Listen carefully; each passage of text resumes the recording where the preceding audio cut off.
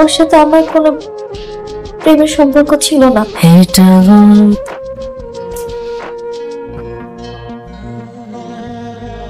আজ বাস্তবতা। Ayaz. Yes sir. Omar. Yes sir.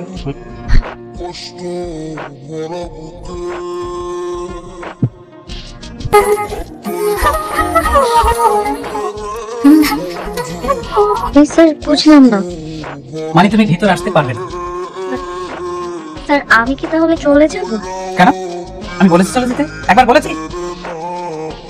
জানা নেই আমার ক্লাসে কেউ দেরি করে আসলে তার শাস্তি স্বরূপ এখানে দাঁড়িয়ে থাকতে হয়?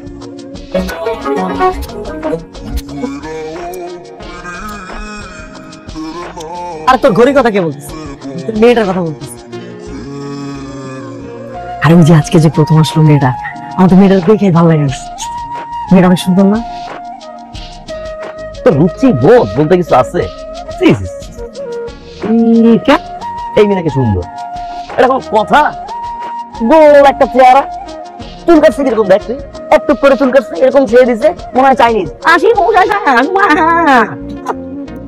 হিল পড়ছে, হিল করা কিন্তু আমার এরিয়া ছিল। আরে এই মেয়ের তো সেন্স বলতে কিছু নাই। তুই একটা কলেজে প্রথম আসলি, তুই আমি সবার আগে দাঁড়ানোর আগে, তাই না? এসে সুন্দর মতো করে ভদ্র হয়ে বসবি, সালাম দিবি সবাইকে, আসসালামু আলাইকুম। আমরা সবাই বলবো ওয়ালাইকুম আসসালাম, হাই হাই, তাই না? এ কি করলো? ক্লাস শুরু হওয়ার 20 মিনিট পরে এসে এবার তো সেন্স কমন সেন্স কিচ্ছু নাই, তো ননসেন্স। আরে এবার তো ভালো লাগছে। শোন, এটা আবার শেফালি খেলা আছে না, জানো যায় কি সুন্দর দেখতে। হ্যাঁ, তোর পাশে তো লাগবে না? ওয়াও, ওইটা বাদ দিয়ে আসছে মেয়ে। কি রে তুই এখানে?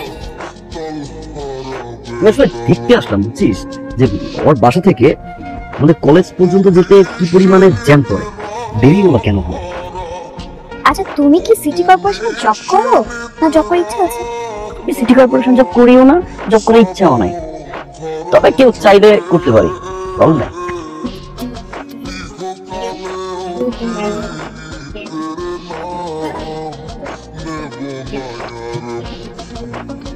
বই দেখতে হয়, আতা গাছে তোতা পাখি, এইটার ইংরেজি সে জানে না, তুই ওই স্যারের কাছে কোচিং করতেছিস? তোর কি মনে হয় আমি বুঝি না? তুই কেন কোচিং চেঞ্জ করছিস?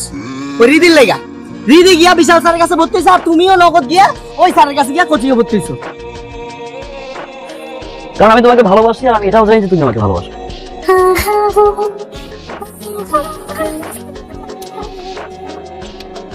আপনি কি বললো যে আমি আপনাকে ভালোবাসি?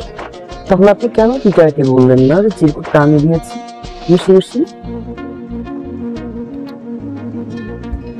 আমি না জাস্ট স্পিচলেস।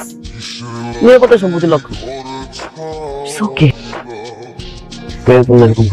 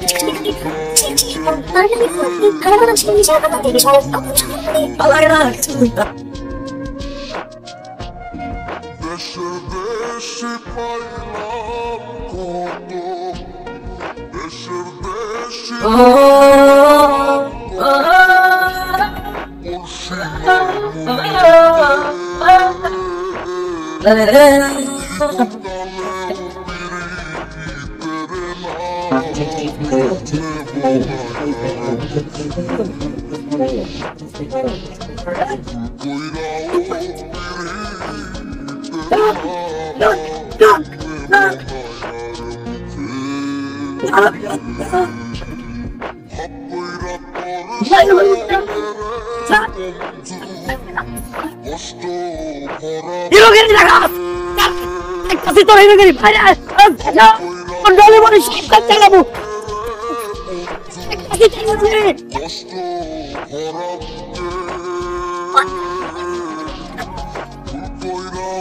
তুমি যাও,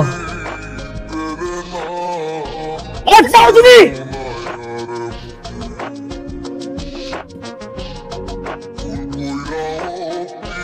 খুব তো কলেজের মধ্যে হিরোগিরি দেখাইতেছিলি, এখন দেখা তোর হিরোগিরি। তোমার মাথা গরম করিস না, আনতে যা। দেখ না, দেখি তোর হিরোগিরি কত কত হিরো হইছস তুই, কত বড় হিরো তুই, দেখতে চাই আমি, দেখা তোর হিরোগিরি। তুই কিন্তু কি করছিস তুই খুব ভালো করে জানাস ওমর, তুই খুব ভালো করে জানাস তুই কি করছিস ওমর। তুই যা, আনতে যা, পোলাপান নিয়ে দাঁড়া। আমি চাই কি করতে আমাকে ওমর যা, যাবো না, ওমর যা। না গেলে কি করবি?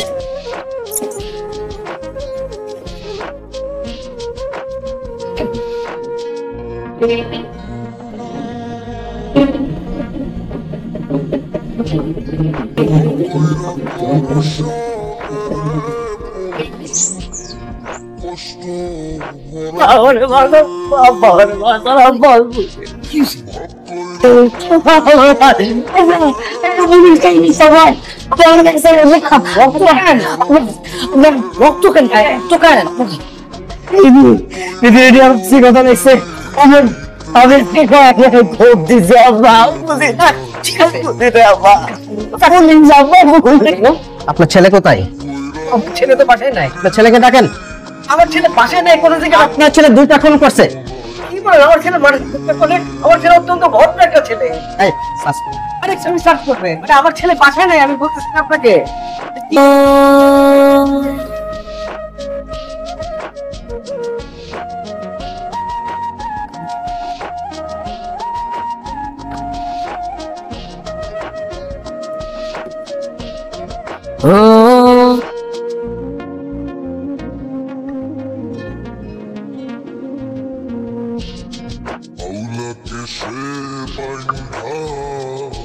আমার মক্কেল এবং তার বন্ধুকে কুপিয়ে হত্যা করে, এমনকি ঘটনার সিসিটিভি ফুটেজে আমাদের কাছে। আমি এই জঘন্য খুনি সর্বোচ্চ শাস্তি দাবি করছি মহামান্য আদালত।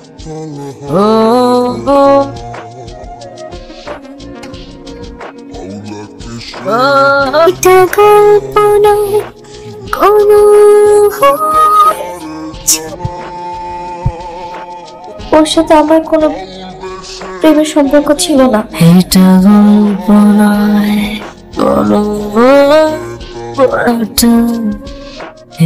ওরা দুজনই আমাকে ডিস্টার্ব করতো। জি বলুন, আপনার প্রেমিকের শাস্তি হয়ে যাবে, আপনি সত্য কথাটা বলুন। এটা গল্প নয়, কোনো কথা।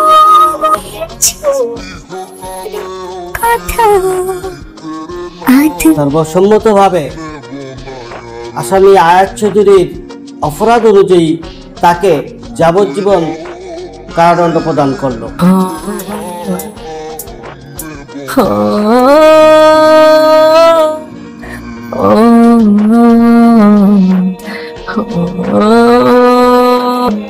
সাথে সাথে তার প্রতিপক্ষ ওমরকে 5 বছরের সশ্রম কারাদণ্ড প্রদান করা হলো।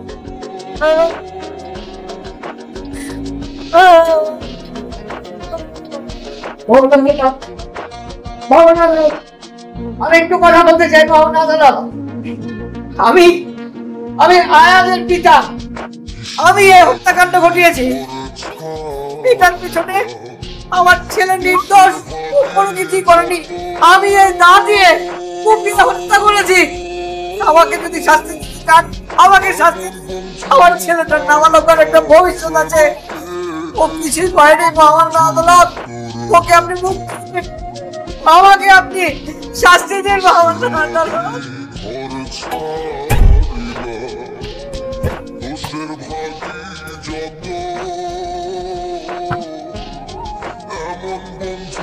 আজ বাস্তবতা আমাকে বুঝিয়ে দিয়ে গেল এই পৃথিবীতে বাবা মায়ের ভালোবাসার উপরে কোনো ভালোবাসা নেই। বিশ্বাস করুন, আপনি সব জায়গা থেকে বিতাড়িত হলেন, শেষ আশ্রয়টুকু হবে আপনার বাবা মায়ের কোল। যে কোল আপনাকে আঁকড়ে ধরে রাখবে সারাটা জীবন। ভালোবাসা পৃথিবীর সকল বাবা মায়ের জন্য। ভালো থাকুক।